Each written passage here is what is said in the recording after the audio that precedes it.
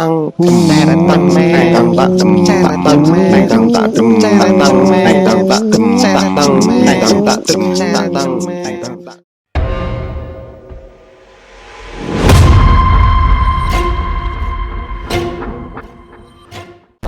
Cina nak guna bahasa Mandarin, orang India nak guna bahasa Tamil, orang Melayu bahasa Melayu. Apa betul perpaduan yang nak wujud? Itu maksud saya. Apa salahnya? Kenapa Hulu Terengganu bantah sangat kepada penggunaan bahasa Tamil dan Cina? Apa salahnya? Tapi bahasa kebangsaan kita bahasa Melayu. Keutamaan bahasa Melayu kena faham. Melayu di mana? Pertama, kami bukan orang asing.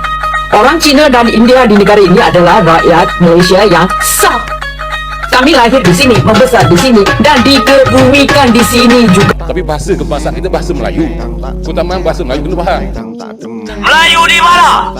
Saya bukan pendatang. Kita semua anak Malaysia.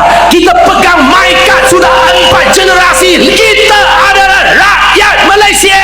Tapi bahasa kebangsaan kita bahasa Melayu. Keutamaan bahasa Melayu kena faham. Halo Sobat CS, kembali lagi di Cah Sabaran Net.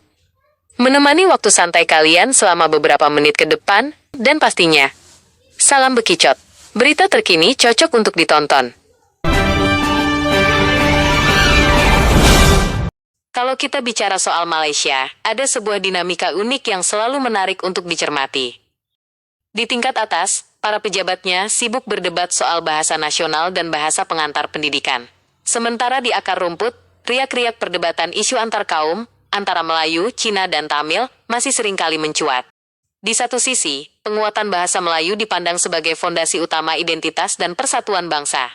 Namun di sisi lain, hak melestarikan bahasa ibu serta sekolah berbasis etnik juga dipertahankan demi menjaga akar budaya. Sebuah persimpangan identitas yang cukup kompleks, di mana pencarian batas antara keberagaman dan penyatuan masih terus berproses hingga hari ini. Perasaan bersakit-sakit hati atau bermusuh-musuhan di antara kaum dengan satu kaum. Timbalan speaker telah dengar. Saya telah mengucapkan tadi bahasa Malaysia, bahasa Cina, bahasa Tamil. Apa salahnya? Kenapa Hulu Terengganu bantah sangat kepada penggunaan bahasa Tamil dan Cina? Apa salahnya? Adakah itu pendirian Hulu Terengganu dan Bersatu dan PAS, Perikatan Nasional, membantah kepada bahasa Cina dan bahasa Tamil? Terima kasih. Jawapannya pula, saya kata bukan membantah, tapi bahasa kebangsaan kita bahasa Melayu. Keutamaan bahasa Melayu kena faham. Bahasa Melayu tu kena faham. Keutamaan kita bahasa Melayu. Kita bukan menepikan bahasa lain. Jadi kalau orang Cina nak guna bahasa Mandarin, orang India nak guna bahasa Tamil, orang Melayu bahasa Melayu. Apa bentuk perpaduan yang nak wujud? Itu maksud saya. Menyakitkan hati. Itu pandangan. Terima kasih tuan.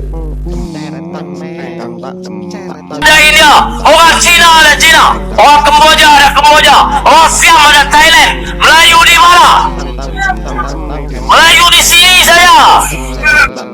今天还有一个叫做努西的，这个傻努西讲什么？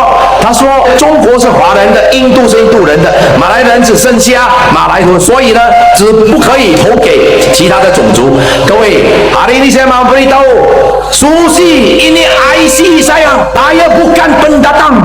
Kita semua anak Malaysia. Kita pegang maikat sudah 4 generasi. Kita adalah rakyat Malaysia.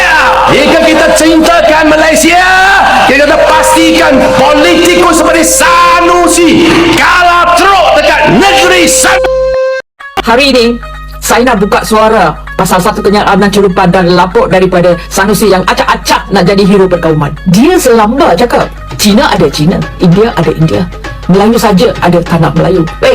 Segar dirilah sikit YB. Ini kenyataan bukan saja berunsur perkauman dan asutan, tapi ini satu kenyataan yang sangat biadab dan menghina jutaan warga negara Malaysia. Mari kita ajar sikit pasal sejarah dan perlembagaan persekutuan. Pertama, kami bukan orang asing. Orang Cina dan India di negara ini adalah rakyat Malaysia yang sah. Kami lahir di sini, membesar di sini, dan dikebumikan di sini juga. Kami tak ada pasport Cina atau India, dan kami tak bayar cukai dekat Beijing ke New Delhi ke, tak ada. Kita bayar cukai di Malaysia. Buat apa kita nak balik ke sana? YB Sanusi, kamu tak cakap balik India, balik China, tetapi statement YB, bila nak pilihan raya, bila nak tutup kelembahan pentadbiran sendiri, gatal tangan nak bersoalkan kesetiaan orang lain.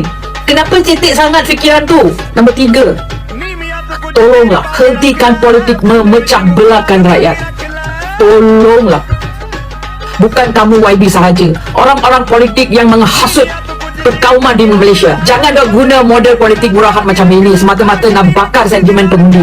Kita dah tahun 2026, bukannya zaman batu. Rakyat Malaysia, tak kira Melayu, Cina, India atau komuniti minoriti lain, semuanya sedang mengelut dengan kos sara hidup dan ekonomi. Kita pemimpin yang fokus selesaikan masalah rakyat, bukannya pemimpin yang sibuk nak melaga-lagakan sesama warga negara. Ingat, tanah persekutuan Malaysia ini milik kita semua. Hak setiap warga negara termaktub dalam perlembagaan dan tidak boleh dicabar oleh mana-mana ahli politik lapuk. Last kali ya, stop my isu perkauman demi publicity. Logik sikit. Gimana menurut kalian soal berita tadi? Tulis di kolom komentar ya. Jangan lupa klik like, share, dan subscribe ya, agar channel ini makin berkembang. Makasih buat dukungannya, salam bekicot.